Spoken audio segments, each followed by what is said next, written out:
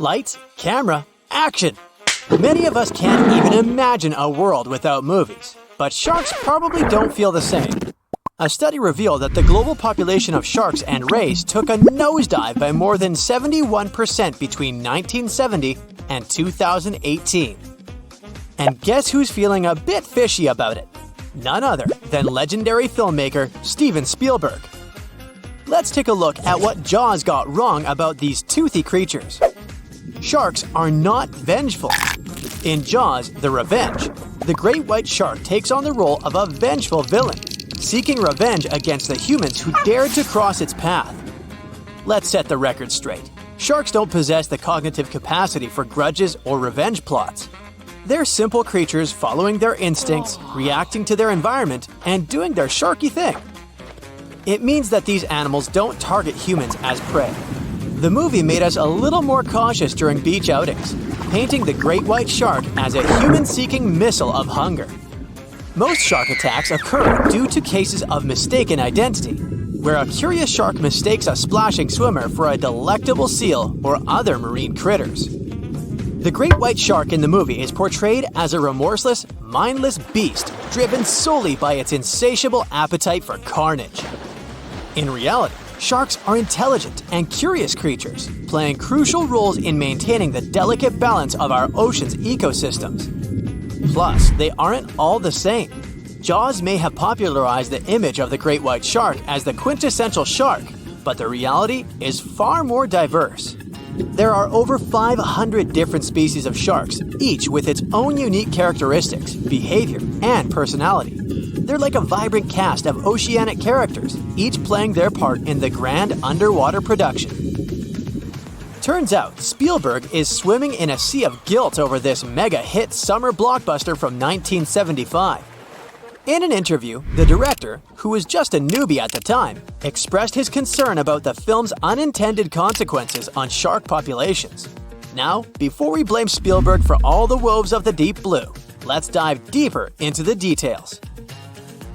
Some experts argue that people would have been fishing for sharks regardless of the movie. I'll call this theory the Jaws myth. Sadly, it turns out that the most significant effect is the shark fin trade. They are also unintentionally caught in colossal numbers as accidental bycatch. Picture this. In unregulated areas of the Pacific Ocean, where 70% of the world's tuna is fished, baited nets as long as 100 miles are set to catch those sought-after fish. But guess what? These nets often end up snaring even more sharks than tuna. From the iconic da-dum, da-dum score to the legendary "you're gonna need a bigger boat" line, Jaws introduced sharks to the masses and instilled a primal fear in the public consciousness. The movie's reputation has been swimming in troubled waters due to its portrayal of these magnificent creatures as vengeful monsters. Jaws may have made us think twice about dipping our toes into the ocean, but it's crucial to remember that it's a work of fiction designed to entertain and thrill. Funny enough, decades later, Finding Nemo mentioned the fear Jaws imposed on the audience with a twist. Do you remember the scene where Nemo and his friends encounter a group of sharks called the fish-friendly sharks? This scene presents a humorous take on the perception of sharks as predators and challenges the stereotype.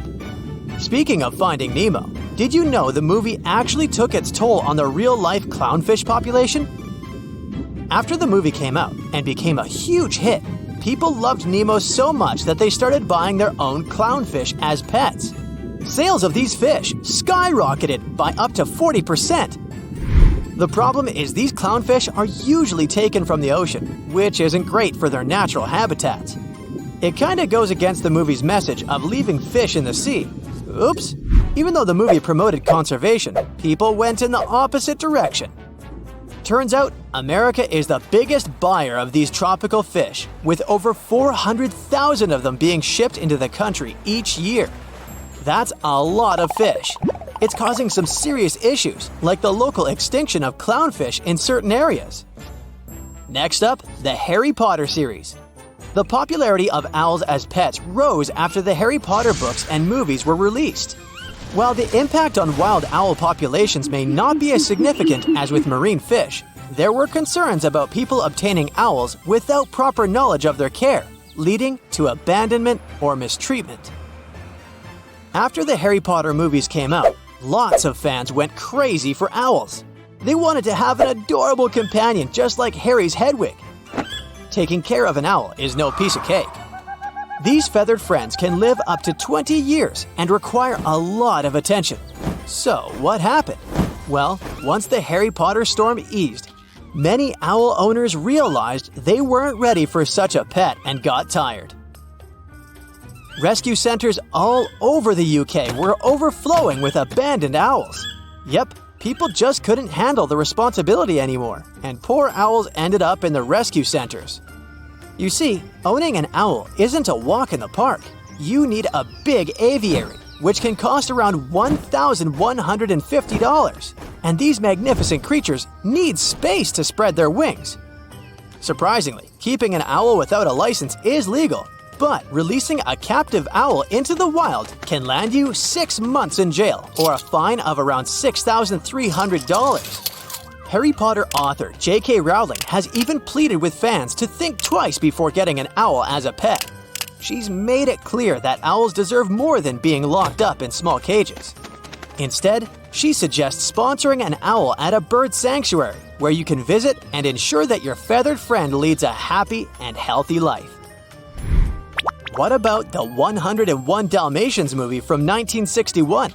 This Disney film popularized Dalmatian dogs as pets, resulting in a surge in demand for the breed. Unfortunately, the popularity led to irresponsible breeding practices and the overbreeding of Dalmatians, which subsequently caused numerous health and temperament issues. To uncover these insights, scientists delved into data from the American Kennel Club, which keeps track of over 65 million dogs in its registry. They analyzed 87 dog-centric films, including favorites like The Shaggy Dog. The Twilight Saga portrays wolves, which sparked many people's interest in wolf-like dog species.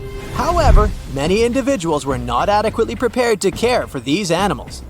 These magnificent creatures are not your typical dogs. They require ample space, energy, and special attention. According to specialists, there has been a 120% surge in wolf-like breeds, such as huskies, malamutes, and akitas being surrendered to rescue centers across the UK alone, not to mention the rest of the world. Let's blame it on Jacob Black. In 2012, when the Twilight Saga Breaking Dawn Part 2 was released, the shelter welcomed nearly 100 huskies, 35 akitas, and 16 malamutes into their loving care. It's not just animals that gained popularity thanks to the Twilight movies. Remember the scene where the Bellward couple dined in a restaurant? Well, in the book and the movie, Bella enjoyed mushroom ravioli, and this dish became incredibly popular. Initially, fans flocked to the fort to taste it, but the demand became so high that the company started producing frozen ravioli, making it accessible to everyone. And this fascinating relationship between food and movies isn't limited to Twilight. To All the Boys I've Loved Before unexpectedly boosted yogurt sales. Since the movie appeared on Netflix, Korean yogurt sales have skyrocketed. Even the stock market got in on the action, with shares rising by approximately 2.6%. Fans particularly loved the scene when Peter tried the yogurt for the first time. And don't forget Game of Thrones. The popularity of the direwolf, a fictional species in the series, led to an increased demand for certain dog breeds resembling direwolves, like the Northern Inuit dog. I mean, this didn't directly impact wild wolf populations, but it did result in overbreeding and unethical practices. It seems like fantasy is a lot easier to handle than reality. More than 25 million people boarded cruise ships globally back in 2017. It may not seem like a lot, but that's more than the total population of Belgium. It's a great vacation alternative with an added bonus. You can sample various different destinations for future time off in one single trip. If you've already booked a trip on a cruise ship, but you still have no idea what you should pack, start with some research on your specific cruise locations. Either way, be sure to bring deck-friendly shoes that are low-heeled. Also, add a pair that's comfortable to walk on larger distances for the days spent ashore. Depending on the season, you might want to add a few swimsuits too. If you're on any type of medication, make sure you bring it with you in its original packaging. If you're a light packer, don't worry. Most cruise ships come equipped with laundry rooms. They're kind of pricey, especially if you want your garments to be washed, ironed, and folded for you. But it does save you the extra hassle of packing more clothes or washing them for yourself. It's really important that you check in with your credit card company before boarding a ship, more so if your itinerary includes one or more foreign countries. Your credit card might get frozen if there's any unusual activity on your account. Most of these companies have algorithms that get triggered once there are charges from different countries in rapid succession, which is exactly what you'll be doing on a cruise ship. Letting them know beforehand saves you the embarrassment of having your card declined at some fancy restaurant. To make sure you get the best room, before booking it, check out the ship's deck plan. It should be available on their website. If it's peace and tranquility you're looking for, don't go for the rooms directly above or below any of the ship's entertainment points. Also, if you have a history of getting seasick, try to skip the rooms that are available at the front of the ship. Rather, go for those located in the middle of the ship on a lower deck. You'll feel less movement. If it's your first time going on a cruise, you might be surprised to know that some cabin rooms don't have windows. Before making a reservation, make sure to check out all the amenities of the room you intend to book. Most cruise liners add a bunch of pictures from the common rooms on their reservation pages, and it might be a bit confusing as to what you're getting exactly for that specific price point. Also, some rooms on board are quite small too. If you don't like to sleep in small spaces, you might want to upgrade to a larger room, even if it's a bit pricier. You can always split the cost with a friend if they want to join you on the cruise. With the help of modern technology, even if a specific location doesn't have windows, it doesn't mean you can't watch the waves. How, you might ask? Fancier cruise ships feature a secret, added bonus. In the areas with no access to sunlight, specialists have built virtual balconies. These high-tech screens work by showing you what's going on outside in real time. They have an added benefit too. In case of bad weather, guests can still have a feel of the outdoors, without the wind or rain ruining their hair or their outfit. It may not be the real deal, but it still beats getting claustrophobic on board. Planning on going on a budget cruise? It might not be such a bad idea, especially if you're on the lookout for last-minute upgrades. You might even end up vacationing like a millionaire without having to spend money like one. These upgrades sometimes include things like a private balcony in your room, maybe some spa services, or even better prices for high-end meals. If they aren't all booked by the time people board the ship, they might be open for the rest of the passengers for way better prices than initially listed. There might be hidden freebies on board if you pay close attention.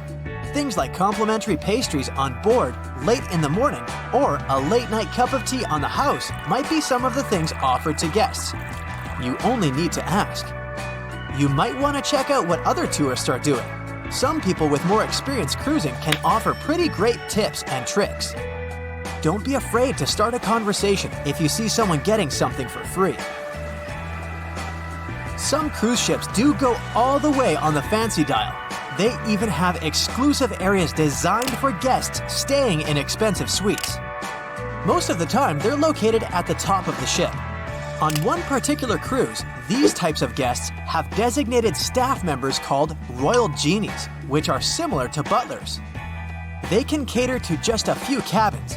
Since the cruise line wants to divert other guests from asking them various questions, which will take time away from their assigned guests, the genies do not wear a name tag in public areas. Most common areas of cruise ships do require travelers to follow a dress code, but if you do your research in advance, you might find that some areas are more relaxed when it comes to what people need to wear.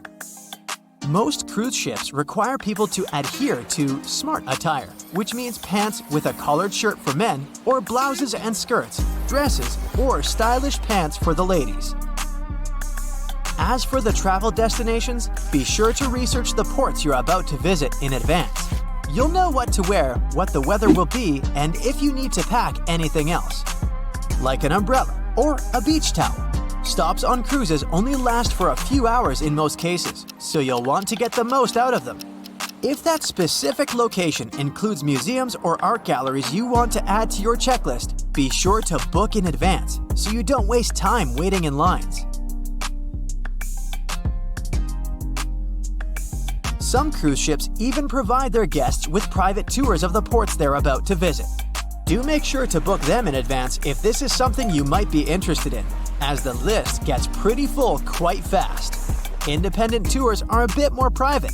You can spend time with your tour guide and even ask more questions. Always remember to put your phone in airplane mode while on board. Most cruise ship horror stories involve cruising newbies that ended up paying thousands of dollars in cell phone charges while on ships, just because they forgot to turn it off. If you're the type of person that can't switch off their phone, be sure to check with your cell phone provider before traveling internationally. Some can provide special plans for limited amounts of time, without extra charges. You'll be free to chat, call, or browse YouTube videos without worrying you'll end up paying a fortune. Most cruise ships also provide you with complimentary Wi-Fi or Wi-Fi packages that can be purchased in advance, which are way more affordable. You can stick to communicating with your friends and family back home via FaceTime or Skype. People that have heard about the Titanic tragedy will always wonder what might happen if something goes wrong while on board. Let's take lifeboats, for instance. The Titanic had a mere 20 lifeboats on board, which were tragically not enough to fit all the passengers after the ship hit the iceberg. Some fancy cruise ships these days have an even lower number of lifeboats, anywhere from 15 to 18. Sounds strange? Well, not really, given the fact that each lifeboat can accommodate up to 370 people. Even the largest ships, which have an estimated capacity of 8,000 people if fully booked, including tourists and staff, are safe in case of an emergency.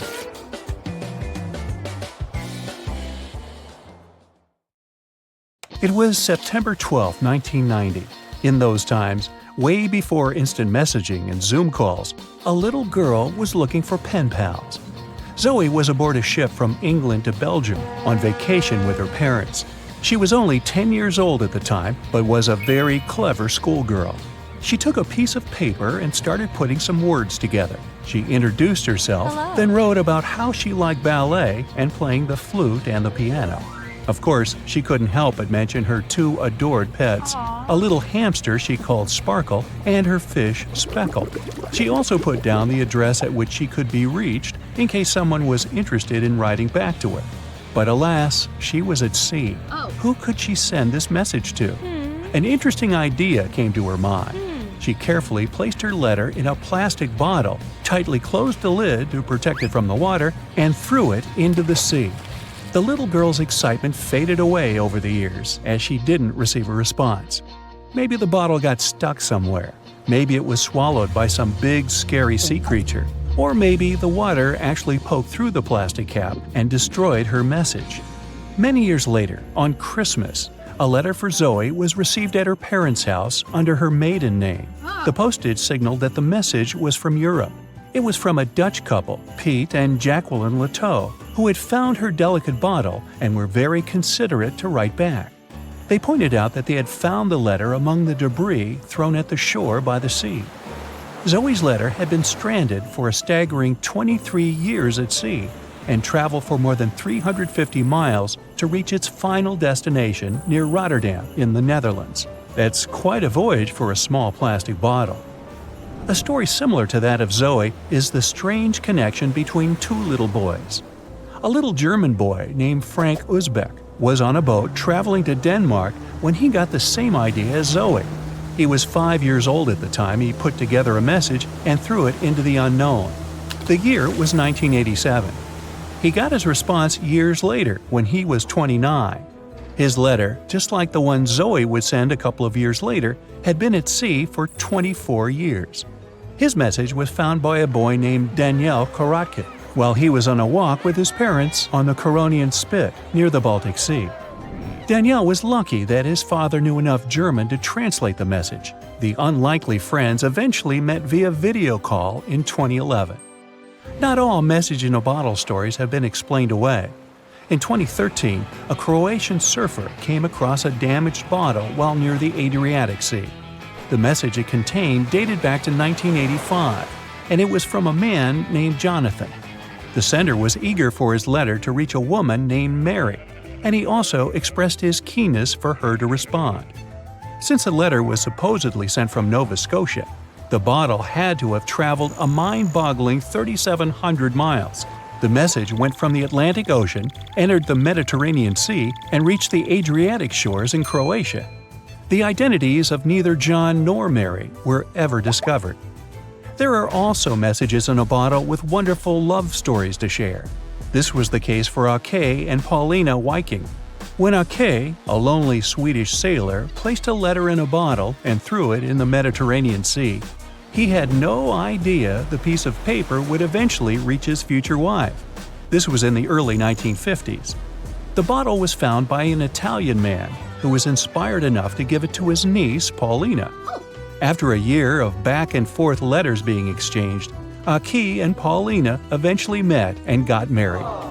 Having decided to share their story with the world, they became somewhat of a celebrity couple for the time. They even shared video footage of their wedding with the world, and their story was featured in a bunch of newspapers. This fortunate event started a movement between young people looking for love, increasing the number of messages being thrown out at sea in search of a fairy tale ending. Not all the stories that started out like this eventually worked out, though. In 1945, an American named Frank Hayostak placed a similar message to that of Åke's in a bottle and threw it in the waters. Almost a year later, his letter was found by an Irish woman. Her name was Brenda O'Sullivan. Their years of correspondence soon caught the attention of the media at the time, but their friendship never flourished because of the added pressure. They eventually met in person when Frank traveled to Ireland, but he didn't stay for long, and they eventually got out of touch with each other. After Titanic met its strange ending, many bottles containing secret messages started to surface. Almost all of them proved to be counterfeited, apart from one letter. Years after Titanic had sunk in the icy Atlantic waters, a bottle was found on the Irish shores. It was supposedly from a man named Jeremiah Burke, and to this day, it is considered to be the only genuine message in a bottle originating from Titanic. The piece of paper simply stated the sender's name and the location, the Titanic, accompanied by the word goodbye. Since the date has washed away, it's difficult to estimate whether the note was sent before or after the ship had hit the iceberg.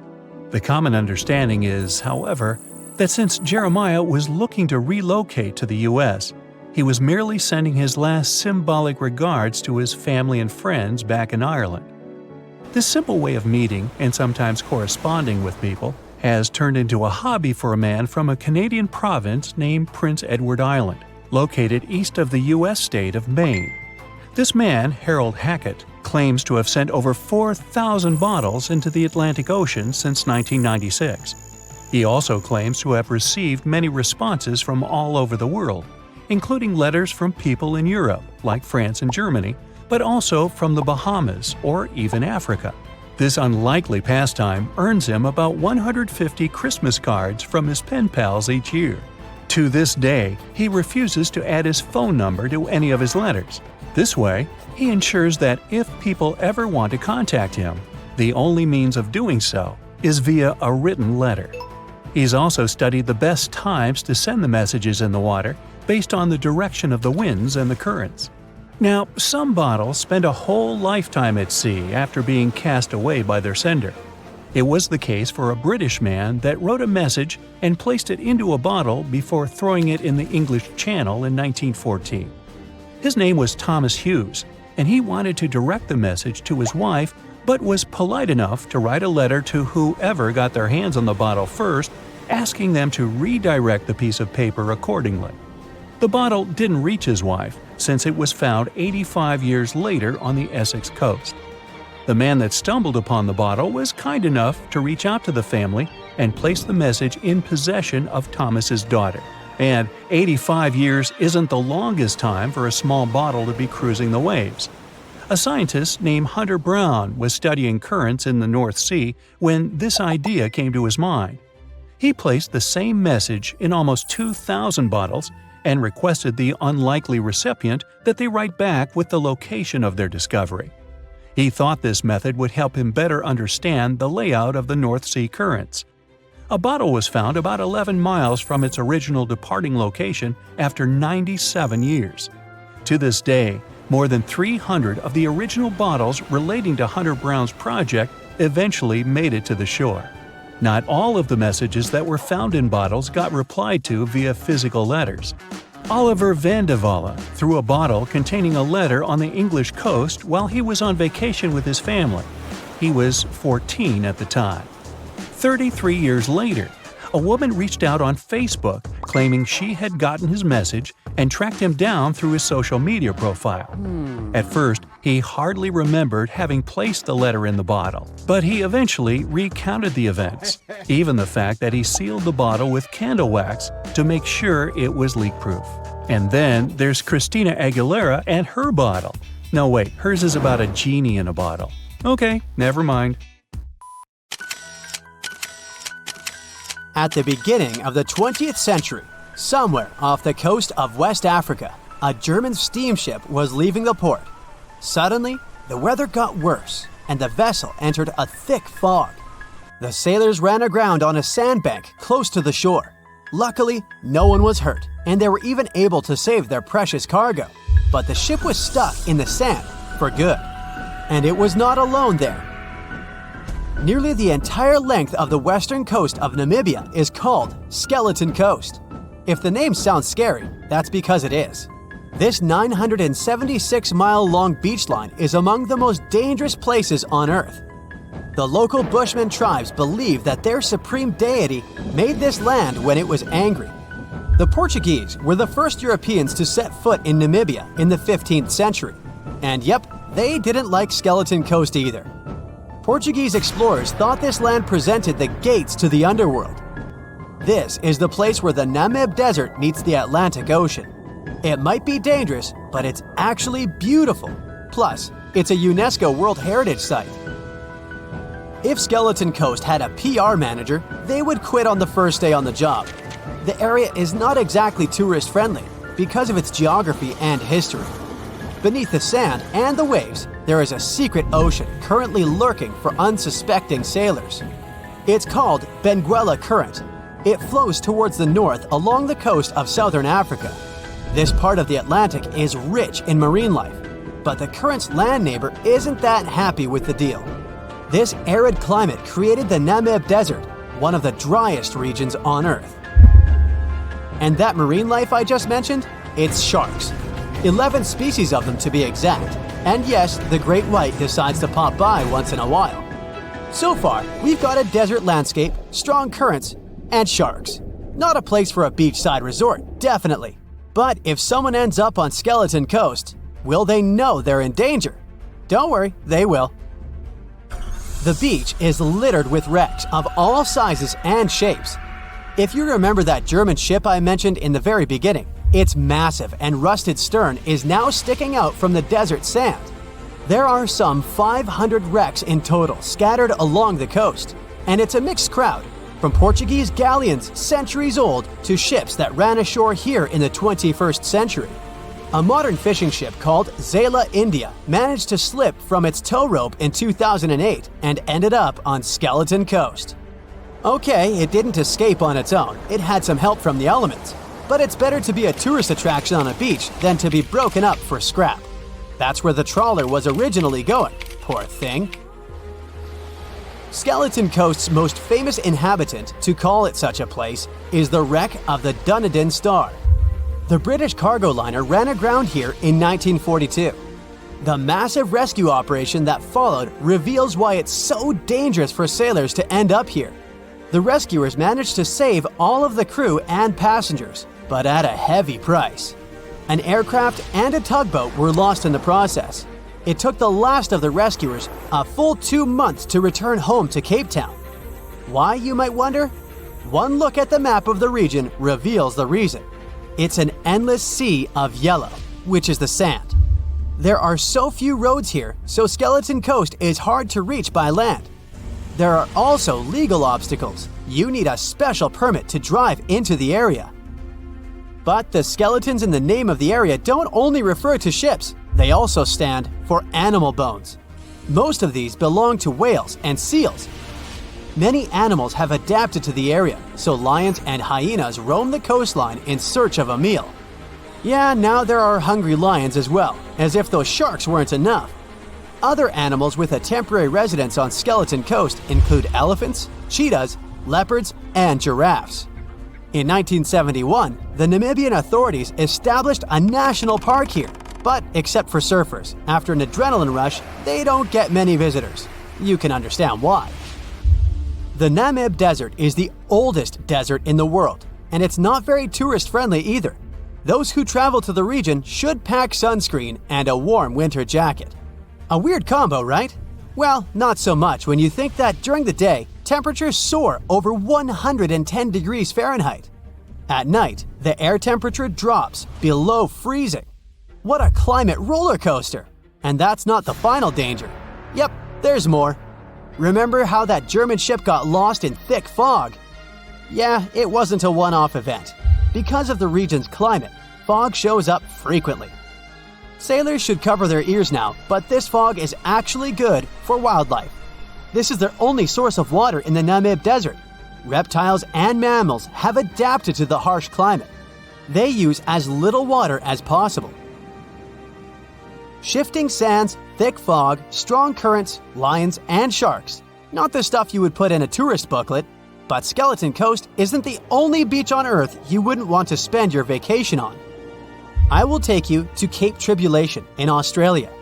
The area covers some 48 square miles in the northwestern part of the continent. And no, the area is not as dry as Skeleton Coast. It's part of the Daintree rainforest. You could say that here, it is the rainforest, not the desert that meets the ocean. The beach at Cape Tribulation is straight from a postcard. But looks can be deceiving. Australia? Probably sharks. No, crocodiles are out here to get you if you decide to go for a dip in the sea. There are saltwater crocodiles that the locals call salties. Well, that's a cute nickname for such a dangerous reptile. And it's not just them. The wildlife seems to have a beef with visitors. From October to June, the waters around Cape Tribulation are full of box jellyfish. Their venom affects the human cardiovascular system. When touched by a jellyfish out at sea, swimmers won't have enough time to reach land for help. Vinegar helps neutralize the sting, so you might want to keep a spare bottle in your luggage. Crocodiles and jellyfish sound dangerous, but there's one more animal you should look after. It's the wild boar. It might sound funny, but you won't laugh when you're being chased by one of these across the beach. 21 million wild boars live in Australia. They're mostly active at night, making it even more dangerous if they charge at you. The best defense is running in circles. Wild boars can't cut corners well. That's probably why we don't see many of them taking up careers as race drivers. Cape Tribulation has one last danger installed for you, and it's not an animal. Out here, even the trees are plotting against visitors. The stinging tree got its name for a reason. If you try to pick one of its beautiful red berries, it'll fight back. Its prickles are like tiny glass shards. The less than pleasant effect on your skin will last for a month. Then there is this wait a while bush. Who keeps naming them like this? This long vine has spikes that grab hold and just don't let go. They are so strong they can pull a human off a horse. You'll have to wait for someone to come by and save you from this thorny grabber. If you are about to cross this Australian beach from the vacation list, hold on for a second. Tourism is booming here. The local authorities have restricted access to all of the danger zones. Visitors go swimming in dreamy water holes that are surrounded by lush vegetation. There are even ropes to swing from. Now, that's a beach you can finally relax. The Megalodon was the biggest shark to ever live. Not only that, it's one of the biggest fish and the largest predator in Earth's history. They've been known to reach lengths of up to a whopping 70 feet. That's over 3 times longer than the biggest great white shark on record. The females have also been found to be around twice the size of the males. The Megalodon could swallow a small car without it even touching its teeth, if cars had been around then. Its teeth could grow to over 7 inches long. It looks like we're going to need a bigger boat, and best make it steel-plated, as this shark can easily gnaw its way through ships. The underwater terror could bite a ship clean in half, with the highest bite force ever calculated for any animal, living or extinct. The force of its ferocious bite was up to 40,000 pounds. That's around 108,000 times the strength of a human's and 10 times the force of a modern crocodile's bite. Its chomp is so strong that it makes the T-Rex's bite look about as powerful as my granny's after she's taken her dentures out. In fact, the Meg was so big and powerful that it had no natural predators. It was the uncrowned king of the seas, swimming freely from ocean to ocean. This cosmopolitan creature was found all over the world, from America to Europe and Australia to Japan, assuming there were countries back then. Meg fossils have been found on every continent except Antarctica. Everybody skips Antarctica. Science tells us that the Megalodon went extinct over 3.6 million years ago. But could they still be alive at the deepest depths of the ocean? Only around 80% of the ocean has been explored, and its deepest point, the Mariana Trench, is over 7 miles down. So who knows what's lurking at the bottom? If you did manage to make it down, it is unlikely that you'll run into a Meg, though. The sharks, like us, preferred warmer coastal waters. Deep ocean living would be too cold for the beasts, and food would be scarce. Their entire bodies would also have to evolve to avoid being squished by the enormous water pressure down there. It's unlikely they're still around, but not impossible. Some good news, if you do run into one, is that the shark is pretty unlikely to eat you. You are way too small a meal for the Megalodon, even if you have a couple of friends with you. This guy eats whales that are over 50 feet long. If you're having a beach party, though, it's a different story. In a beach full of swimmers, the shark very well might creep up, scooping several humans into its giant mouth without even chewing. But wait, let's rewind. How does the shark take down a 50-foot whale? It first bites off its fins, making the whale unable to swim away. It then casually munches it down piece by piece. Because of their size, sharks had to consume over a ton of food every single day just to sustain themselves, like me. All that food made the Megalodon extremely heavy. They range from anywhere between 50 to over 100 tons. For context, that's around the same as 7 to 16 adult male African elephants. To fit all this food in, their jaws had to open pretty wide. A Megalodon's jaw could span 9 by 11 feet wide. That's easily big enough to swallow 2 adult humans side by side. The fearsome name Megalodon comes from 2 Greek words, mega meaning big and odont meaning tooth. So combined, they mean what? Big tooth. And it certainly lives up to its name. Just one of its chompers is the same size as a human head. It had 276 humongous teeth in total across 5 terrifying rows. In all of history, only a couple of saber-toothed cats and the T-Rex had consistently bigger teeth. Now that's a showdown I'd like to watch. The Megalodon vanished millions of years ago, leaving only huge teeth to be found by modern archaeologists. They literally disappeared with very few traces left. Scientists believe that over time, sea levels dropped and the ocean temperatures went down rapidly. Over a third of all marine life was wiped out as the oceans cooled, and a number of animals at the bottom of the food chain plummeted. This had a catastrophic effect on the hungry predators at the top. Sorry guys. It became way too cold for these sun-loving sharks too, which made it difficult for them to reproduce since they gave birth in warm waters. The Megalodon is usually described as a sort of giant great white shark, but this is just a common myth. In fact, the ancestors of today's great white existed at the same time as the Meg. But they weren't best buddies, and were even in competition with each other. The great white shark was a better hunter, using its smaller size and agility to snap up the Meg's prey quickly. They were also known to eat Meg pups, who were only half their size. This didn't help the whole extinction thing. Even infant Megalodons were huge, coming in at just under 7 feet. While a great white was no match for an adult Meg in a head-to-head fight, they sure weren't scared of stealing their food. This only left the bigger fish and whales for the Meg, but its food supplies began to run out as the whales swam to the cooler new seas. The whales adapted to prefer the colder temperatures, leaving our friend the Meg behind. The Megalodons either starved or were frozen into extinction by the Ice Age. Rather than a great white, the Megalodon is more like a modern bull shark. It had a short snout, flat lower jaw, and huge pectoral fins to support its massive weight and size. As scary as they are, these sharks were actually caring family guys. Several Megalodon nursery areas have been discovered in Florida, Maryland, and Panama. They gave birth to their young in shallow water environments. We know this from discovering loads of tiny Megalodon teeth found in these areas. Gee, I wonder if they had nannies too. But how come there are so many Megalodon teeth out there for us to analyze? Well, due to their messy, aggressive eating habits, sharks regularly lose their teeth. They lose a set of teeth every 1 to 2 weeks. That's 40,000 teeth in a lifetime. They must rake in a fortune from the tooth fairy. Because of this, their teeth were continuously raining down to the ocean floor. Luckily for us, they're also the hardest part of a shark skeleton, which is why so many teeth have survived and become fossilized. It's fair to say that the first discoveries of the Meg's teeth confused people. Early discoverers thought the Meg's teeth were petrified tongues of ancient serpent creatures. They even used to call them tongue stones. It's also a common myth that the Megalodon was around at the same time as the dinosaurs, although this would have been pretty cool.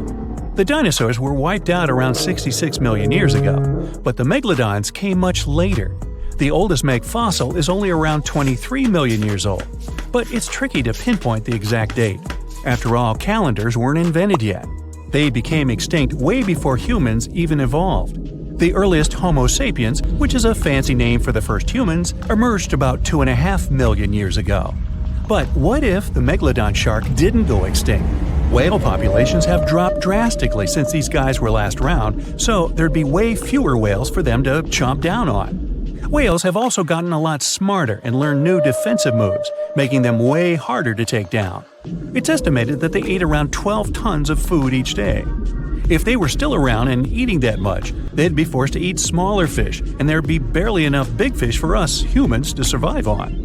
The naughty Megalodons would also be able to track fishing boats and steal the fish that they worked hard to collect. It's safe to say we'd see a lot less fish in the aisles of your neighborhood supermarket.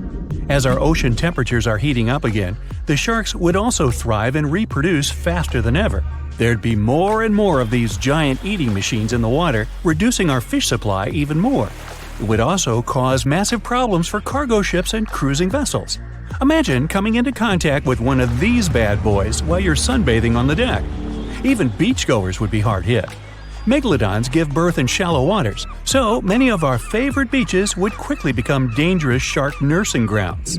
Hey, where did that beach volleyball game go? They were playing just a moment ago. Can you guess how many theories of the Titanic's sinking exist? Right, loads, including a theory of my own, which I'm going to share with you today. And then you can decide which one seems most likely to you. One Piece theory. The very first version of the events was the One Piece theory. It's very simple and basically claims that the sinking happened without any breakups. 2:15 a.m., the ship collides with an iceberg. 2:18 a.m., the lights go out. The ship reaches an angle of 45 degrees and then quickly begins its final plunge into the ocean depths. 2:20 a.m., only about 3 minutes later, the RMS Titanic disappears under the surface of the ocean for good. The liner doesn't break, it just goes down as a whole piece. Of course, this can't be true. In April 1912, the Titanic was not only the largest ship in the world, but also the largest ship ever built. It's hard to believe that such a heavy vessel could have gone down without breaking. That's just impossible. Well, I mean, you can't blame the theorists. Before we found the wreckage, there were no other theories. Wait a minute, or were there? The day after the disaster, the survivors gave their interviews. They talked about what had happened, and some of them claimed that the ship had actually broken in two when it had been flooded. For example, Jack Thayer, a 17-year-old boy, outlined the sinking as he remembered it, and L.D. Skidmon drew a sketch based on his description. The picture clearly showed the ship breaking in half. but no one believed Jack or other witnesses. There was no evidence, so their claims were received with a grain of salt. But in 1985, things changed. First breakup theory. That's when Robert Ballard found the wreckage of the Titanic in the depths of the ocean. When people saw the wreckage, it became clear that Jack and the other survivors had been right. The Titanic did indeed break in two when it sank. So it's time for a new theory. 2:15 a.m. The keel breaks, the starboard list eases, and the hull continues to bow and crumble. 2:17 a.m. The galley sections break off. The towers immediately drop under their own weight. The lights go out. The stern is pulled into the air. The bow breaks off and starts sinking. The aft is barely hanging on to the starboard side of the stern section superstructure. The stern section slowly lists over to port as it begins sinking again. It rises up one last time and pivots in a semicircle as it sinks. It all sounds pretty convincing, right? But people began to find plot holes in this theory. For example, the Titanic couldn't have held together until it reached such a high angle. The breakup would have had to begin much earlier. This only meant there was still a vast field for research and speculations. So people started to come up with their own possible scenarios. How about we look first at the ones no one likes? V-break and Aaron 1912 V-break. According to the first breakup theory, the Titanic reached a high angle, and the weight of its unsupported stern caused it to crack from the top down. But it's physically impossible. So, are there any other ideas? In 2006, Roger Long, a naval architect, decided to research a so-called V theory. 2:17 a.m. The breakup begins at a shallow angle, perhaps as little as 11 degrees. The upper structure fails and starts to crack. At this moment, only its double bottom is holding the Titanic together, but it starts to bend under the strain too, failing the ship. Water is pouring through the crack. It increases the weight in between the two sections, bending the Titanic the other way and pulling it into shape somewhat resemblant to the letter V. The upper decks get mangled and bent together. The bow heads for the bottom, and the stern is the last to sink. This theory has since been disproven many times, though. Roger Long believed it because the broken edges of the upper decks in the Titanic's bow section were all mangled and crushed. However, we have learned that it happened because of the so-called hydraulic downburst, the force of the water crashing into the deck as the Titanic hit the ocean floor. Another V-break theory states that the bow had risen out of the water after the break. This theory was mainly peddled by one former Titanic enthusiast. But not only has this theory been proved to be physically impossible due to the bow's incredible mass, it was also inspired by incorrect information. Remember Jack Thayer? Well, it was based on his sketch and the words of a couple of passengers.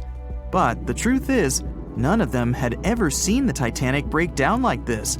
Jack himself even stated in an interview that the sketch was completely out of context to what he had actually seen. It was drawn by a passenger on the Carpathia, the ship that received the Titanic's distress signal and came to its aid. It couldn't be used as evidence.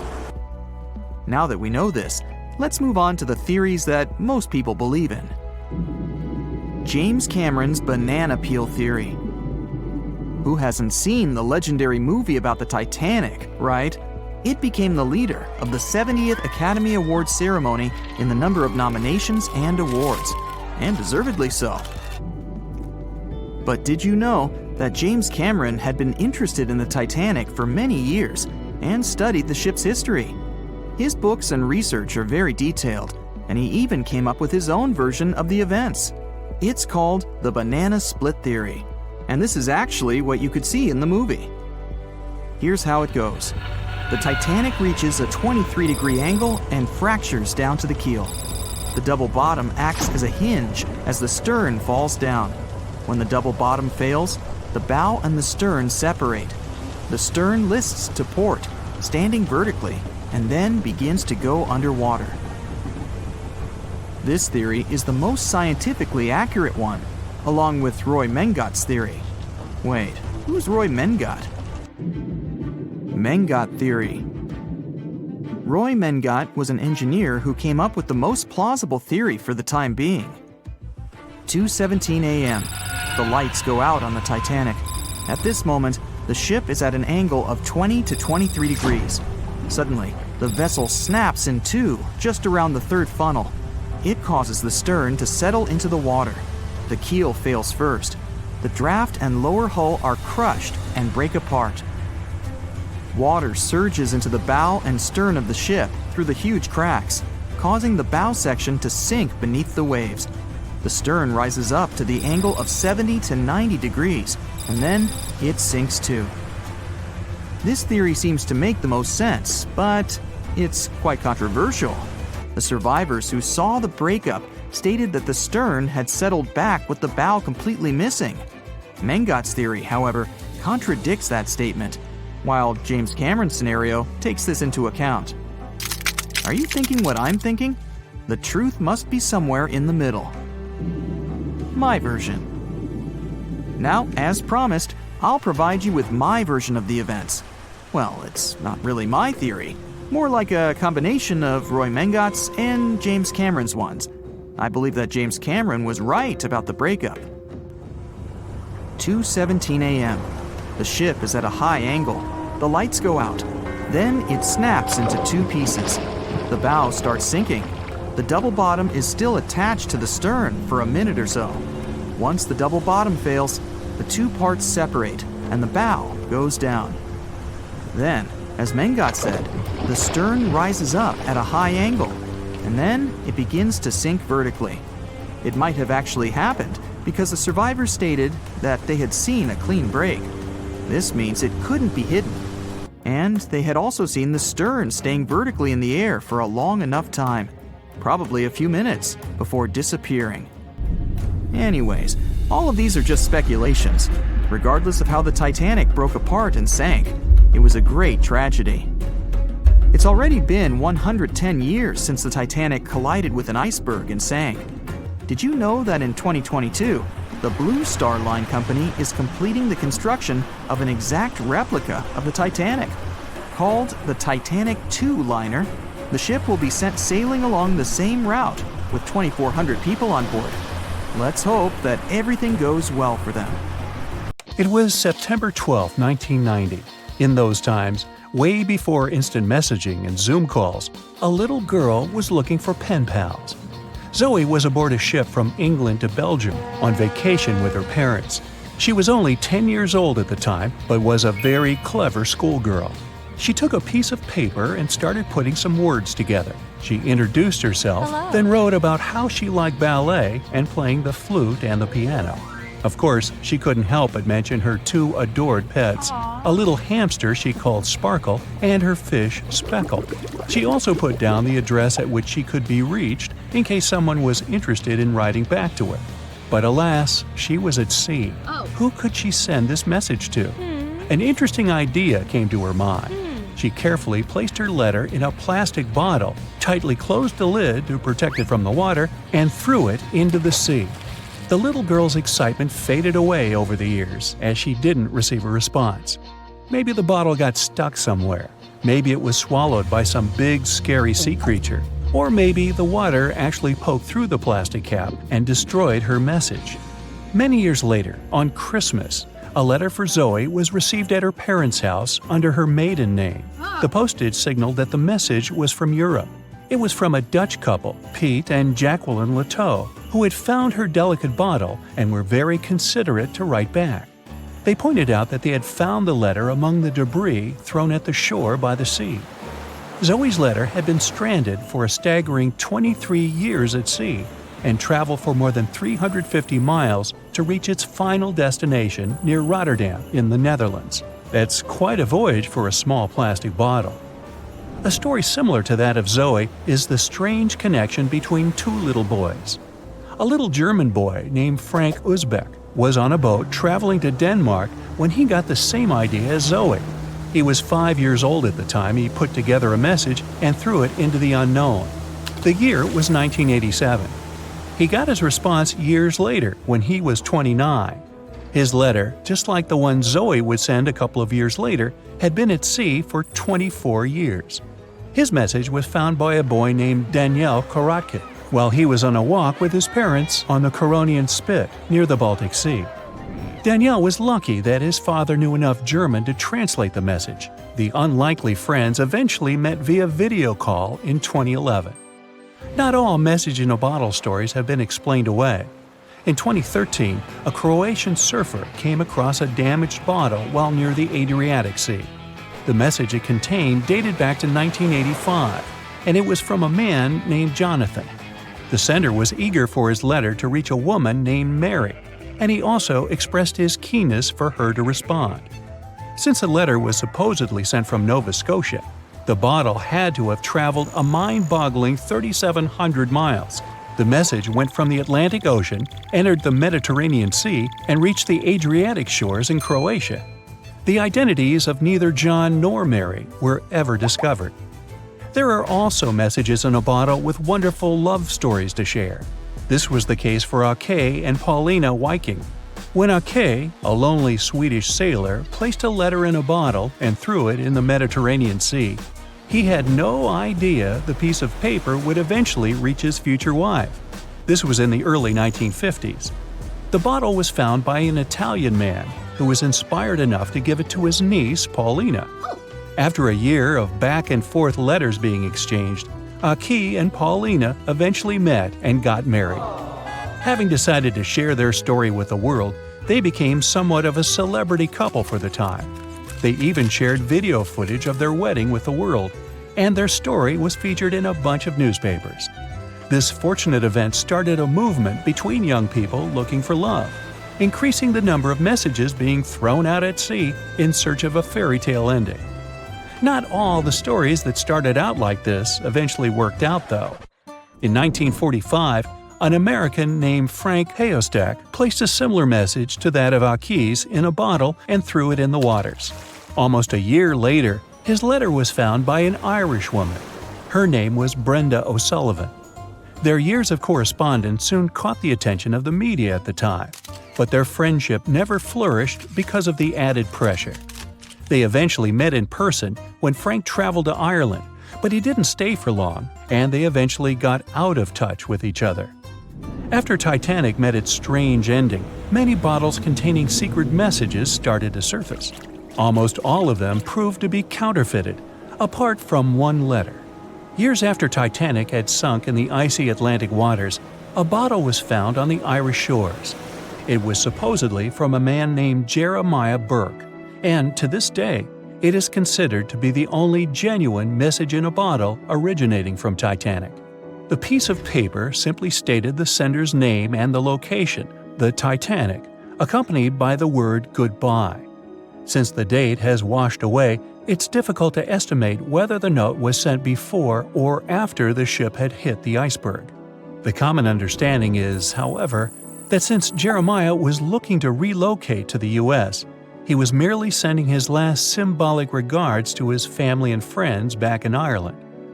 This simple way of meeting and sometimes corresponding with people has turned into a hobby for a man from a Canadian province named Prince Edward Island, located east of the U.S. state of Maine. This man, Harold Hackett, claims to have sent over 4,000 bottles into the Atlantic Ocean since 1996. He also claims to have received many responses from all over the world, including letters from people in Europe, like France and Germany, but also from the Bahamas or even Africa.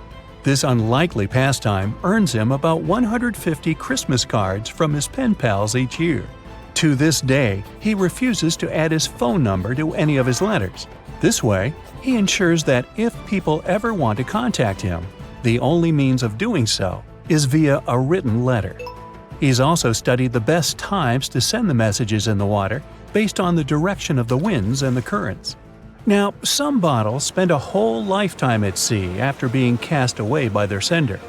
It was the case for a British man that wrote a message and placed it into a bottle before throwing it in the English Channel in 1914.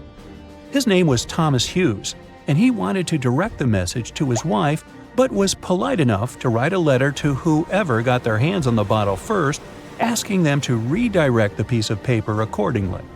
The bottle didn't reach his wife, since it was found 85 years later on the Essex coast. The man that stumbled upon the bottle was kind enough to reach out to the family and place the message in possession of Thomas's daughter. And 85 years isn't the longest time for a small bottle to be cruising the waves.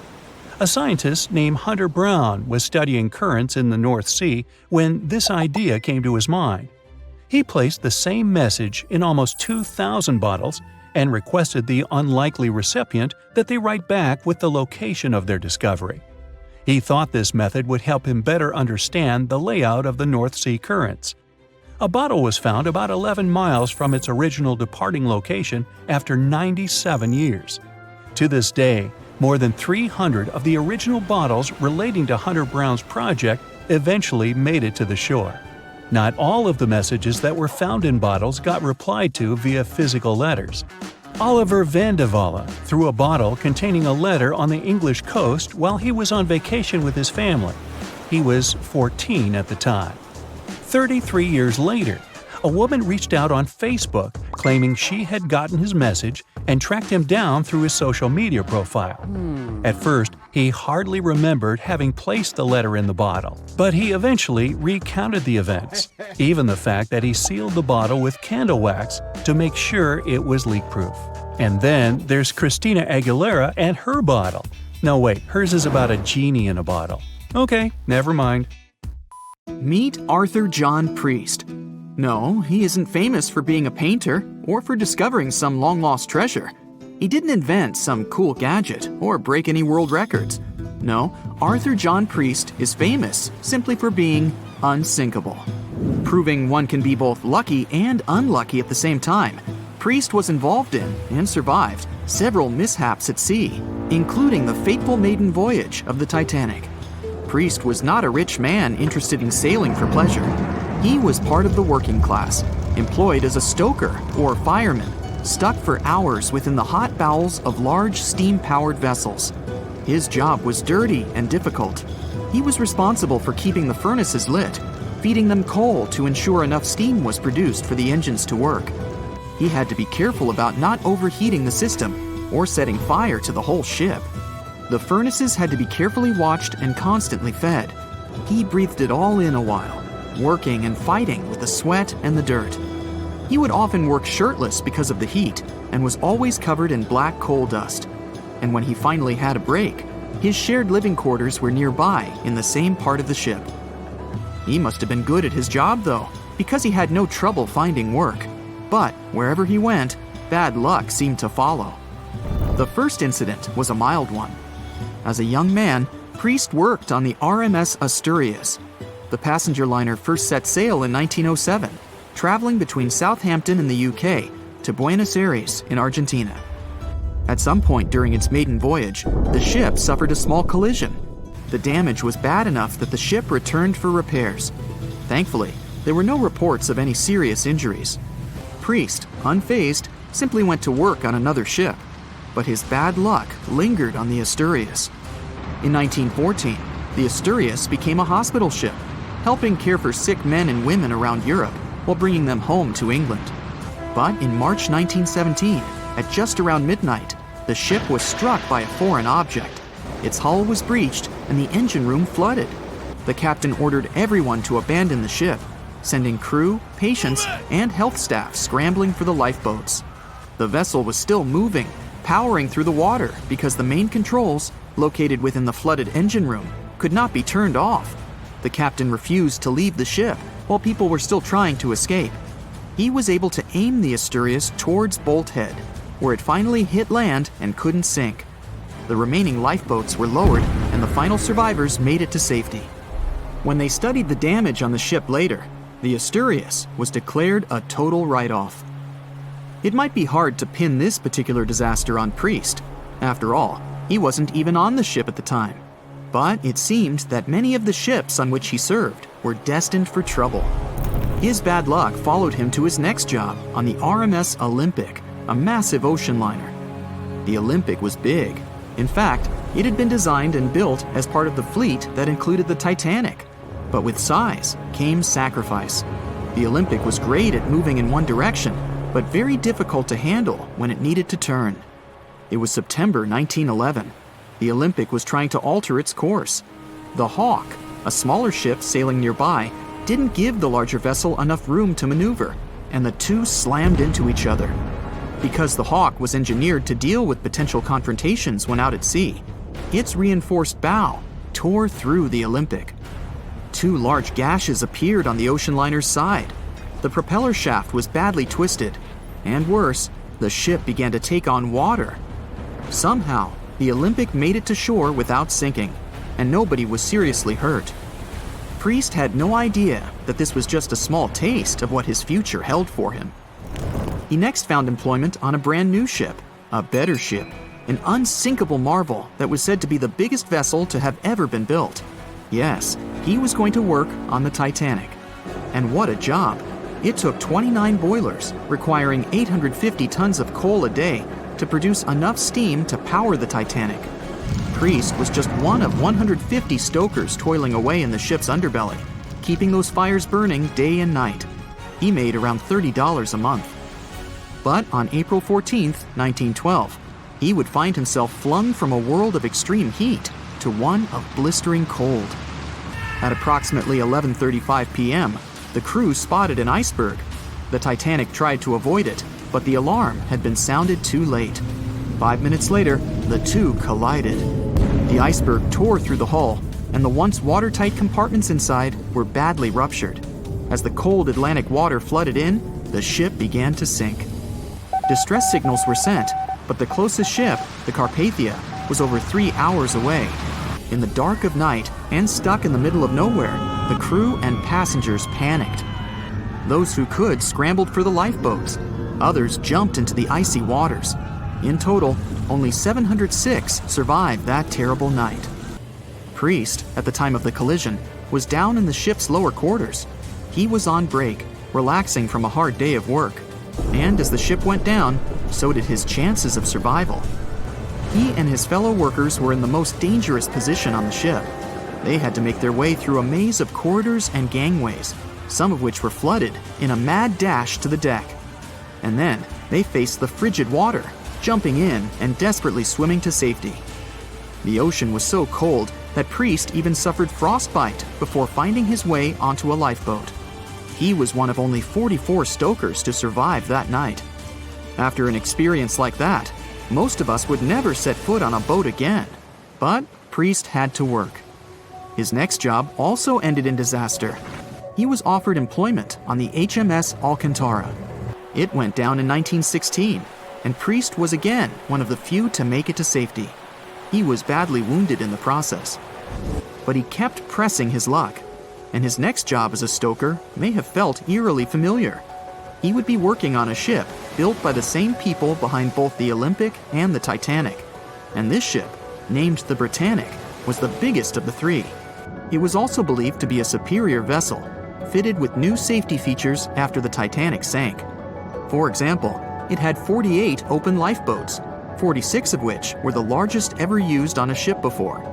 2 of these were even motorized and equipped with special communication devices. The good news? The Britannic survived its first trip without incident. It was already doing better than the Titanic ever did.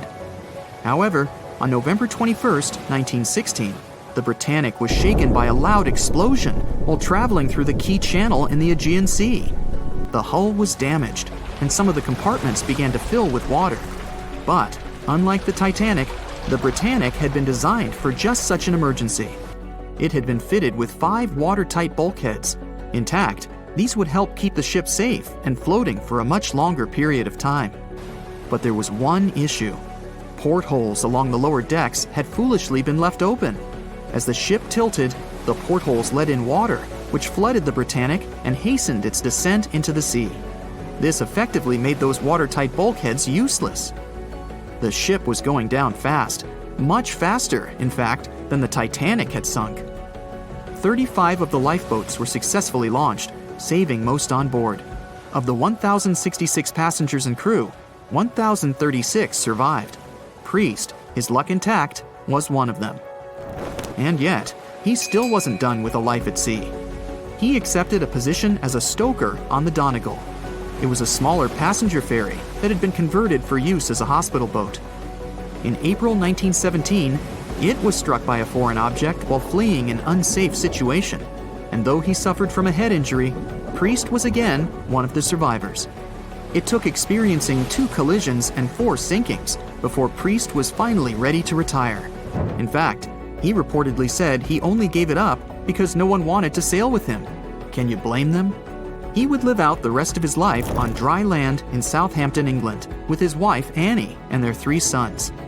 But Arthur John Priest would always be remembered as the Unsinkable Stoker. No one expected such a strong storm. It's too dangerous to sail back to the land because of high waves and winds. But suddenly, you notice a small green island nearby. You and your friend are about 25 miles off the coast of Brazil. You were fishing and didn't notice black clouds obscuring the blue sky. You're approaching the unknown island and see a Coast Guard boat behind you. People from there are screaming something to you, but you can't make out the words because of the thunder. They tell us we should stay away from that island, your friend says. Despite the warning, you still sail since there's no other way out. Around the island, you notice sharp rocks sticking out of the water like knives in the dark. Now you realize what the Coast Guard warned about, but it's too late. Your boat hits a rock. The bottom is pierced. You start to sink. The rain and wind are getting stronger. Both of you fall overboard. Then darkness comes. You wake up in the morning because of the scorching sun and a dry mouth. Your friend and the wrecked boat are lying nearby. Apparently, you'll have to wait for rescuers to get out here. Now, in the light of day, you can see how dangerous the island's coast is. It's surrounded by rocks, and you're lucky you've survived. Getting out of here will be difficult. Together with your companion, you decide to look for coconuts and bananas. Your friend goes to the wreckage and pulls out a bag of medicine. Then, both of you leave the sandy beach and enter the dense jungle. A couple of steps later, you hear a strange hiss. You see your friend. His eyes are filled with horror. Goosebumps run down your back. You feel something alive crawling under your feet, and there's a lot of it. You look down and notice slithering snakes. There are dozens of them. They wrap around your legs, get into trees. They're everywhere. Don't move, your friend says. I think I know where we are. You want to ask him a question, but fear takes away your voice. He reads your face and answers the question. We're in one of the most dangerous places on Earth, the Brazilian Snake Island. These are not just some ordinary snakes. This is the golden lancehead, one of the most venomous reptiles in the world. You can find them nowhere else on the planet except for this land. They evolved here naturally, without other snake species intervention. That made their venom 5 times stronger than the venom of ordinary vipers. They're practically the only owners of this island. Nowhere else in the world will you find such a concentration of creeping reptiles on such a small piece of land. And now, they're glad that 2 big lunch meals have arrived. There's little chance of survival, but you're gonna try. The first thing you need to do is get out of your stupor and find a thick stick. This is your best tool right now. If you encounter a venomous snake, the best you can do is retreat slowly. But this time, there are too many of them. They're aggressive and hungry. Together with your friend, you fight off the snakes with a stick. But there's more and more of them coming. One of them falls on your shoulder from a tree and bites your neck. The poison instantly enters your bloodstream and affects your muscles.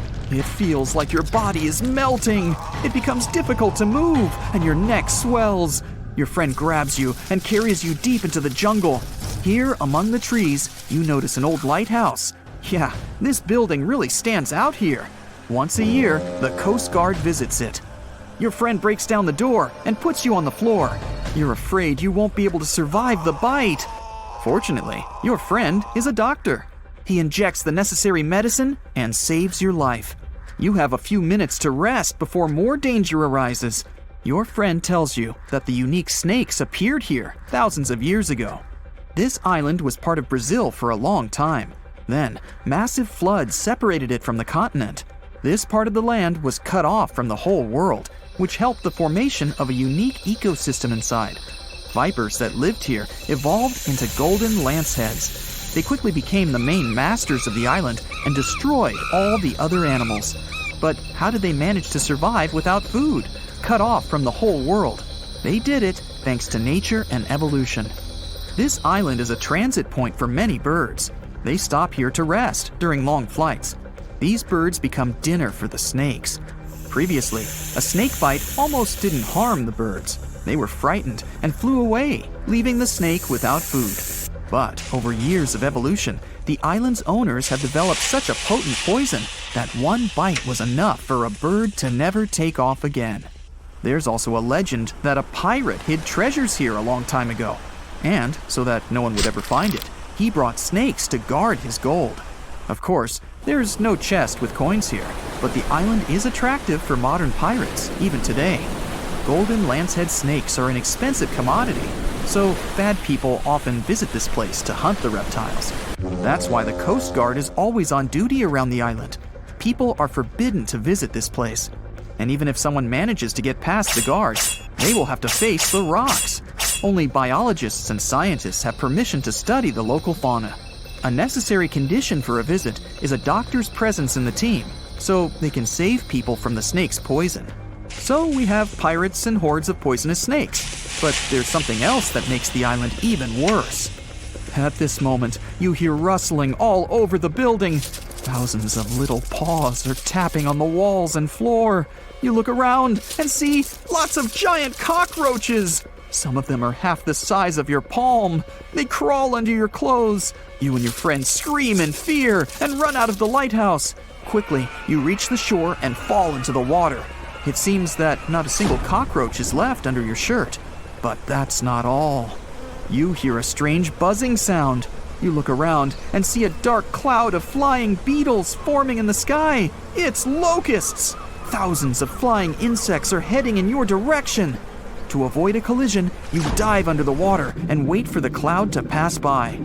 You go up to the surface and move to the shore. Fortunately, there are almost no snakes here. You and your friend are afraid to approach the jungle and wait for several hours until rescuers arrive. You're nervously painting a pattern on the sand and make a promise that you'll never revisit this place. Finally, you see the lifeguard boat. You're trying to tell them you got here by accident. They believe you and evacuate you from the island. While you're sailing away, you think about what would happen if many poisonous snakes appeared in a village or a small town. It's difficult to imagine what kind of problems people would face. But in fact, there's no need to imagine anything. There is a place on the planet where locals live next to poisonous cobras, but it doesn't create any chaos. A human can live in peace and harmony with reptiles in that village. Welcome to Shetpal village in India. This place has a population of about 2,600, and it's located in the jungle. It's hot here. Locals are friendly and responsive.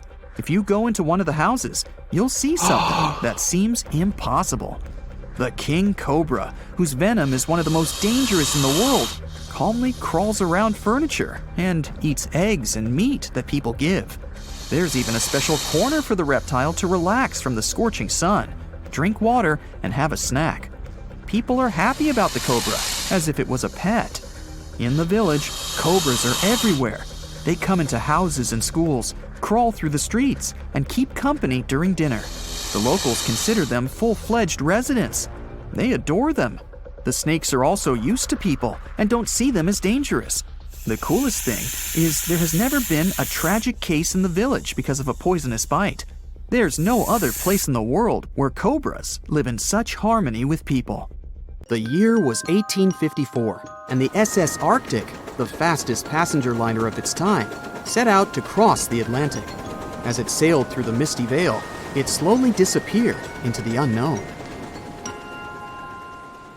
The Collins Line, an American shipping company, was started in 1818 and only began seriously trading in the transatlantic by 1835. Its steamships crossed the Atlantic from Liverpool to New York within just 10 days. Doesn't sound like a great speed today, I know, but back then, the same thing took other ships several weeks. Light on the water with their wooden hulls, powering through with a strong steam engine, those steamships were the favorite choice for many high-profile people. What could go wrong with such an advanced ship, they thought. This reminds me of some other ship everyone believed to be unsinkable. But anyway, back to the Collins Line. It grew to be a serious contender on transatlantic routes, with only one other competitor, the Cunard's Line. It was a British company also aiming to be the main force through the Arctic Passage.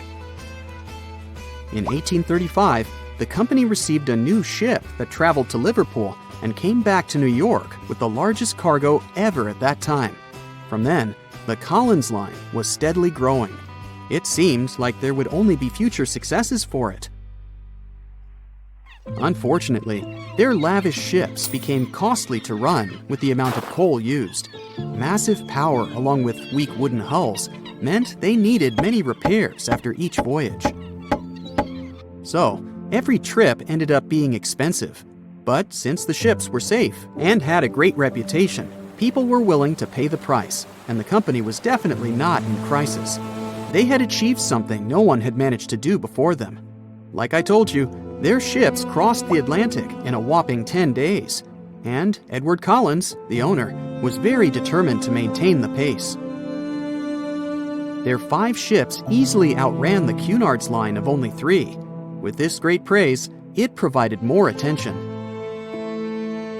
Though the Cunard's ships were slower with their iron hulls, they believed there was still profit, regardless of how slowly they sailed. Among Collins' ships, the Arctic, the third of them to be launched, was the largest, reaching 284 feet long, with 2 side-lever steam engines, each with 1,000 horsepower. The paddle wheels made 16 revolutions a minute when at full speed. At the time of its launch, the press called it the most stupendous vessel ever constructed in the United States. But glamour and fame couldn't avoid what would come next. On the 27th of September, the Arctic was on its journey from Liverpool to New York, continuing a speed pace through the thick fog. It's possible that by that moment, after 4 years of record-breaking trips, the crew became overconfident with their sailing and the ship. Going only 50 miles from Newfoundland, they carelessly continued through the fog with no radio contact, sonar, or any other form of identifying objects, equipped only with Morse code. A smaller ship, the SS Vesta, which operated as a fishing vessel, often worked around Newfoundland. It was passing through the same path as the Arctic and crashed into its side.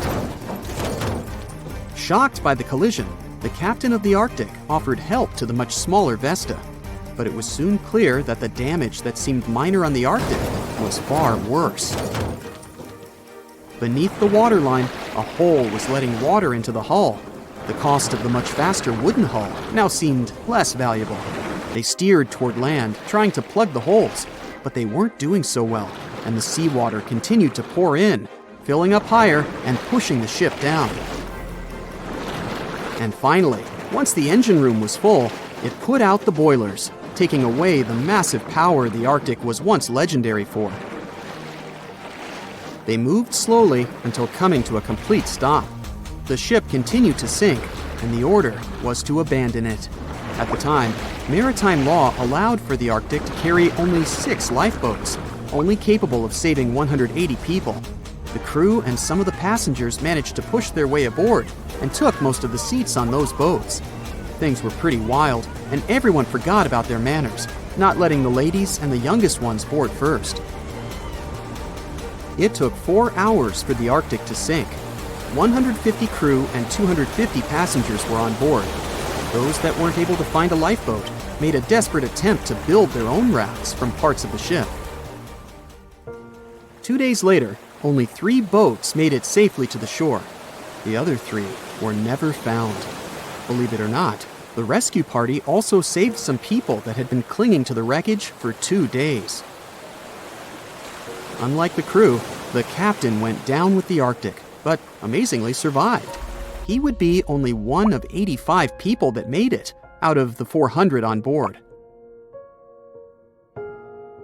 When the news arrived 2 weeks later, the public responded with great sadness to the losses. Great anger soon followed towards the poor safety measures in the crew. The press published demands to change the laws for more lifeboats. It only made sense to have enough for every person on board a ship. But they ignored those requests. This neglect would lead to more disasters in the future. Enough lifeboats would only come into maritime law some 60 years later, after the disaster of the Titanic. Edward Collins' wife and 2 children were also aboard the ship and didn't return. He was heartbroken, but didn't stop running his business. The Collins line still had a reputation to uphold, the biggest, fastest, and most luxurious on the Atlantic. Edward Collins would now build an even better ship than any other. It was named the Adriatic, and it was the largest ship in the world, 354 feet long. With 2 alternating steam engines that had never been built of this size. These steam engines at the time were at the height of engineering, though today you can only see them in models and toys. With the new addition of 2 masts, the Adriatic would also be able to sail if needed. Luckily, they made some lessons from the disaster of the Arctic. But before their new ship, the Adriatic, was built, another disaster had occurred. The sister ship of the Arctic had also sunk. They believed this second ship was desperate to stay in front of the Cunard's line and hit an iceberg somewhere during the race. This weird contest took the lives of 141 people. The desperation of Collins and his weakly built hulls pushed the company towards bankruptcy in 1858. The newly built Adriatic, costing over $1 million, had only made 1 voyage in the end. And even that voyage was considered a disaster. The ship collided with a tugboat. It still managed to finish its maiden voyage at a suitable time. After the company had gone bankrupt, they had to sell the ship for only $50,000. They removed the great giant engines, replacing them with only sails. Although it was once the greatest ship on the high seas, it was only 30 years later until it was abandoned, labeled irreparable, and anchored in a river. The other remaining ships were also sold and only used for parts.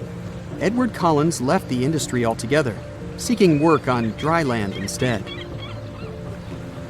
As the Collins line was no longer in the mix, the Cunards would grow in strength. Without competition, they would win the Blue Ribbon for the next 30 years, and 180 years later, after producing hundreds of ships. They still have a constant presence on the seas as they provide transatlantic crossings, world voyages, and leisure cruises. To this day, the Cunard line is the only one to run ships between Europe and America, and it's great proof that it's not always the fastest that's the best. It was the biggest ship ever built in its time, and it was supposed to be unsinkable. But within days of steaming out on its first voyage in 1912, the Titanic was gone beneath the relentless waves of the North Atlantic Ocean. And of its more than 2,200 passengers and crew, only 706 survived that dreadful night. Would a smaller ship have fared any better in the same situation? Did the size of the iceberg truly matter in the end?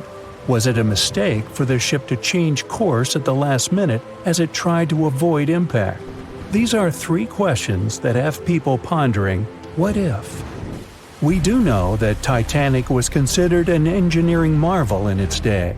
Designed by Thomas Andrews for the British shipping company White Star Line, it was just over 880 feet long and 175 feet tall. Built with abundant space for 840 staterooms, a swimming pool, a squash court, a gym, and 2 dining rooms. But it was below deck that one of its most impressive new features could be found. Titanic's hull was divided into 16 compartments designed to be watertight. Up to 4 of these compartments could take on water in the event of a breach, with the remaining 12 helping to keep the damaged ship afloat. It was thanks to these compartments that the ship was regarded as unsinkable. Rumor has it that Philip Frank, White Star Line's vice president, even declared, "There is no danger that Titanic will sink. The boat is unsinkable, and nothing but inconvenience will be suffered by the passengers." On April 14, 1912, that proved to be mistaken when Titanic struck an iceberg.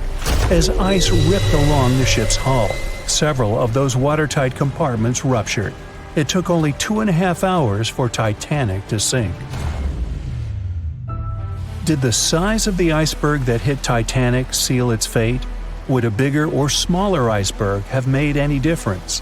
Icebergs come in a wide variety of shapes and sizes. They are pieces of ice that have broken away from glaciers or ice shelves in the Arctic and Antarctic, and are now wandering across the ocean until they eventually melt. One of the tallest icebergs ever found would have easily dwarfed Titanic. Discovered in 1957, it was 550 feet high. That's close to the height of the Washington Monument. Imagine ramming into something that big.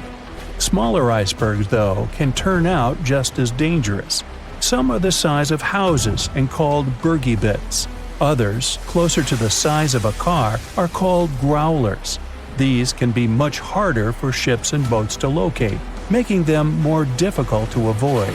And, though smaller, they can produce a lot of damage when hit. It's also critical to recall that icebergs are always bigger than they seem, with the majority of their mass lurking below the ocean surface. In fact, over 80% of an iceberg's volume is underwater.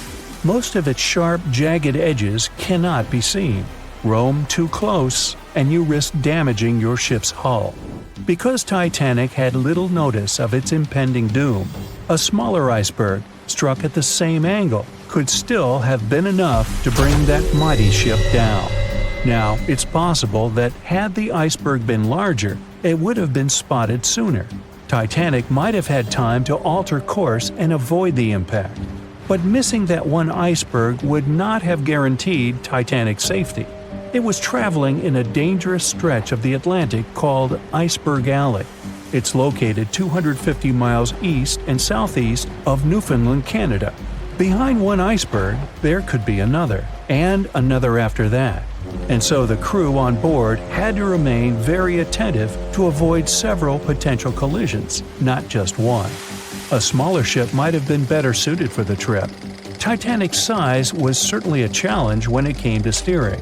In fact, it had just left her dock in Southampton when it nearly collided with another smaller ocean liner, the SS New York, missing it by just 2 feet.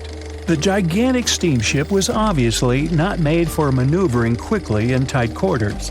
A ship that size required time and space to change course. But when it comes to ships versus icebergs, a ship's size doesn't always matter. The Islander was a steamship designed to travel the Inside Passage in Alaska. In the summer of 1901, it struck an iceberg, which tore a hole in the front portion or bow of the ship. The vessel did not sink right away, and the crew tried to steer it to safety. Ultimately, its bow completely submerged, and its stern was lifted up and out of the water. It didn't take much longer before the ship sank completely. Of the 168 passengers and crew members, 128 survived, and $3 million in gold was lost. Islander had a 240-foot hull, making it almost a quarter of the size of Titanic, and that smaller size didn't seem to be much help in preventing a collision with an iceberg. And then there was the Hans Hedtoft in 1959. Also known as the Little Titanic or the Danish Titanic, it was referred to as the safest ship afloat. It was 272 feet long with 95 people on board. Much like the real Titanic, the Hans Hedtoft was specifically engineered to handle most of what the sea could throw its way. Along with its double steel bottom, it also had an armored bow and 7 watertight compartments. How could such a ship sink? But it could, and it did. It was on its first voyage, returning to Copenhagen, when it ran into trouble. On January 30th, it hit an iceberg. An SOS was sent, but when the Johannes Cross arrived to help, the Hans Hedtoft was nowhere to be found. The only evidence of the ship's existence was a lifebelt that was washed ashore in Iceland 9 months later.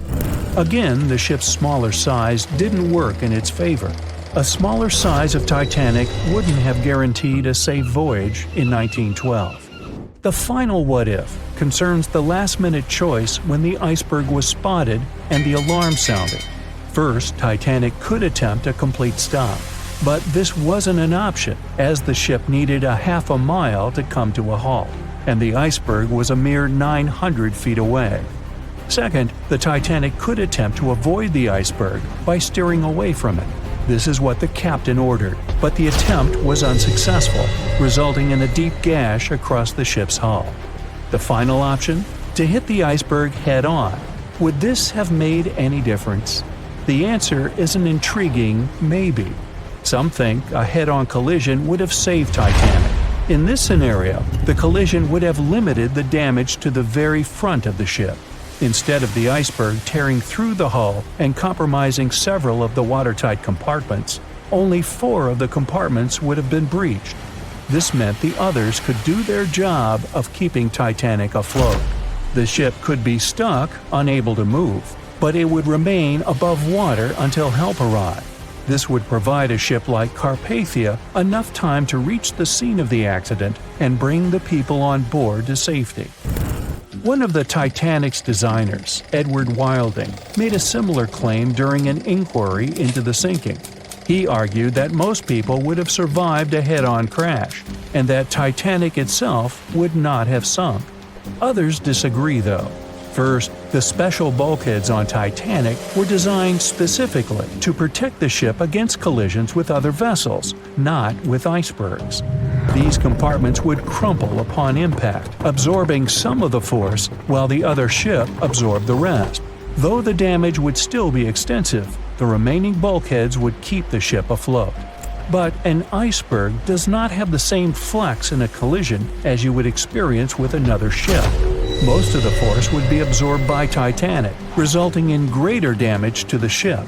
Even worse, the impact would be carried through the full length of the ship. Rivets would burst, seams would tear, the compartments would quickly flood, and the ship would sink even faster, resulting in fewer survivors.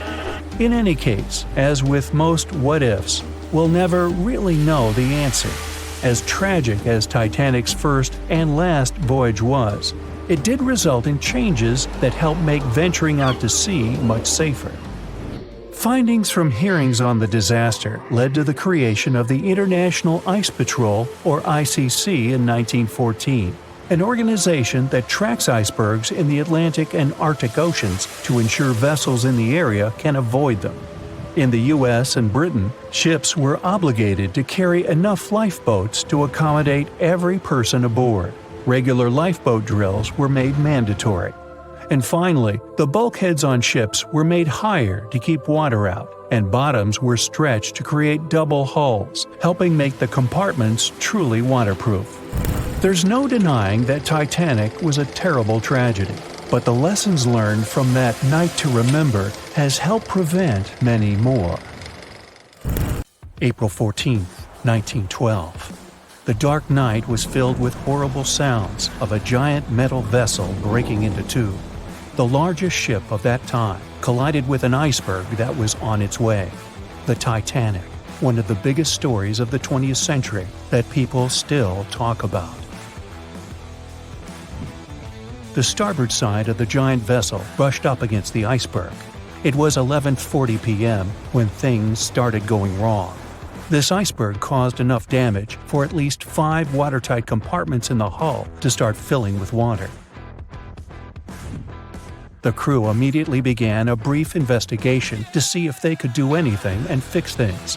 They had no one to rely on, all alone in the darkness of the cold night, far away from the land. The North Atlantic Ocean, around 400 miles south of Newfoundland, Canada. They needed time to figure out how to bring people to safety. They had some time, true, but not enough. If you watched the movie, you know the ship didn't plunge immediately after the icy doom had happened.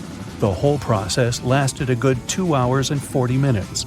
But the situation was hard.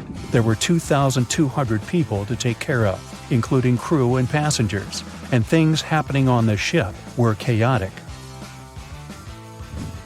The chief designer, Thomas Andrews, soon realized they wouldn't be able to stay afloat. By midnight, the entire crew had begun preparing the lifeboats for launch. They had 20 boats with space for only 1,178 people, which was just a bit more than 50% of the people on board. The order was to get women and children to safety first. Crewmen were there to row and guide the boats. The scene over the next 2 hours gradually started escalating. The crew members had a task to wake up passengers and warn them something bad was happening. They wanted to place them into a fleet of lifeboats as soon as possible. At 12:15 a.m., some crew members sent out a distress signal. A steamship called Frankfurt was among the first ones that received the message and responded, but they were about 170 nautical miles away. Some other ships also got the message and offered their assistance, but sadly, they were too far away as well. At 12:20 a.m., the Cunard liner Carpathia got a distress signal from the Titanic and changed its course right away. They were 58 miles away at the time, and it would take them more than 3 hours to get there. 20 minutes later, the crew was lowering the first lifeboat.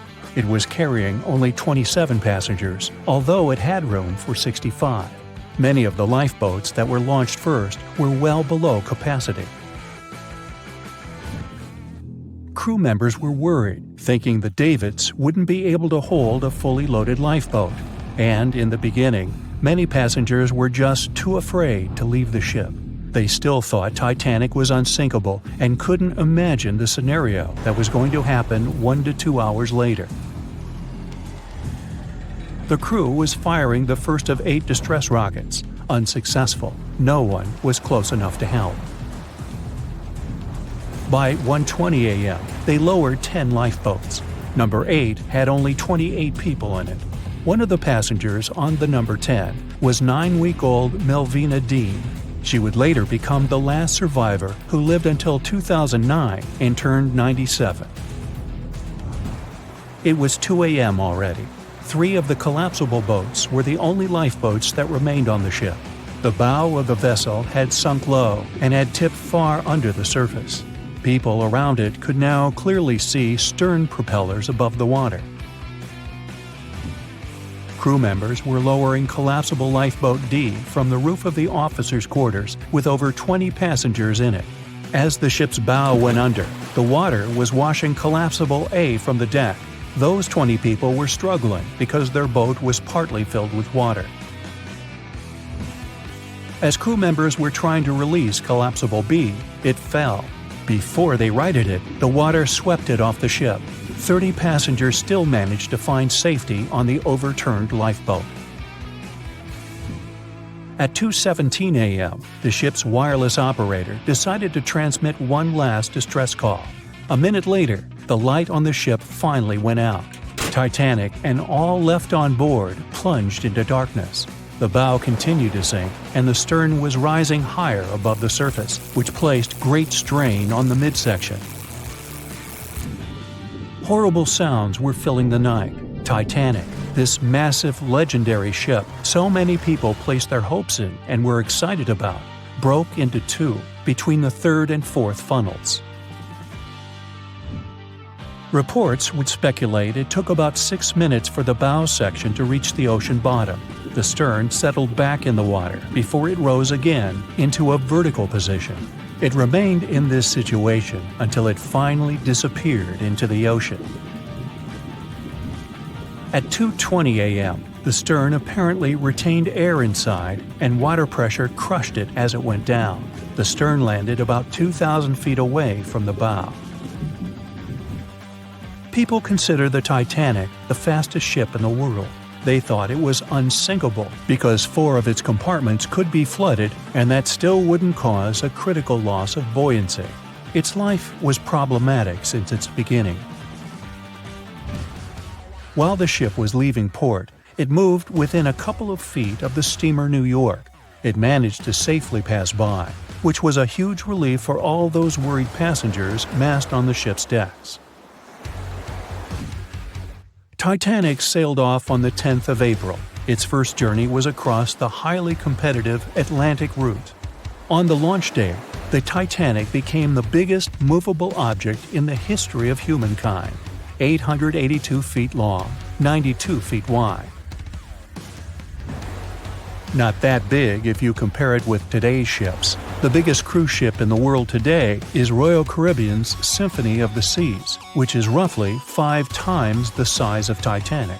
If you put that ship in a vertical position, it would be nearly as tall as the Empire State Building, which is 1,250 feet without antennas. But Titanic was a huge attraction back in its time. At one moment of their journey, they stopped in France, after which they made another stop in Ireland. Once the final passengers boarded, the massive ship set out at full speed for their final destination, New York City. 4 days after the beginning of its journey, Titanic failed to divert its course from a huge iceberg, the story we all know about. Only 700 people survived, and most of them were women and children. The night was extremely cold, 1 hour and 20 minutes after Titanic had gone down to the bottom of the ocean. Survivors weren't even sure someone was coming to save them. Finally, they saw the light.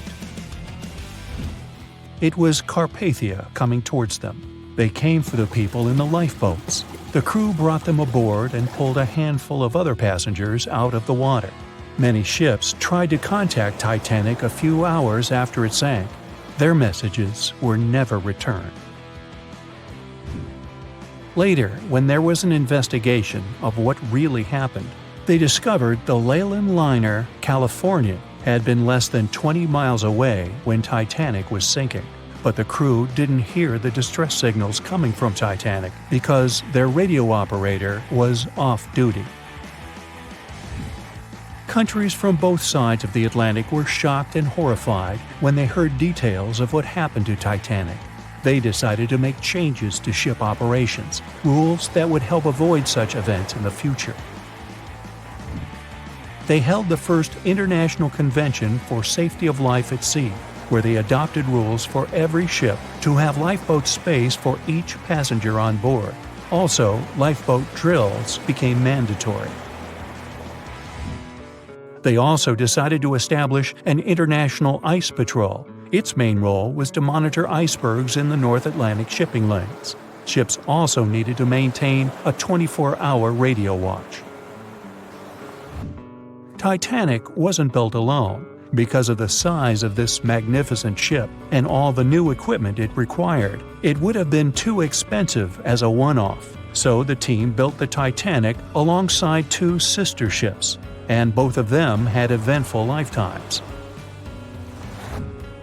RMS Olympic came first. It was launched in 1910, and for a whole year was the biggest liner in the world. The Britannic was another sister ship that sailed for a while before it too ended down on the ocean bottom. But only Titanic became a legend and one of the most fascinating stories of modern history.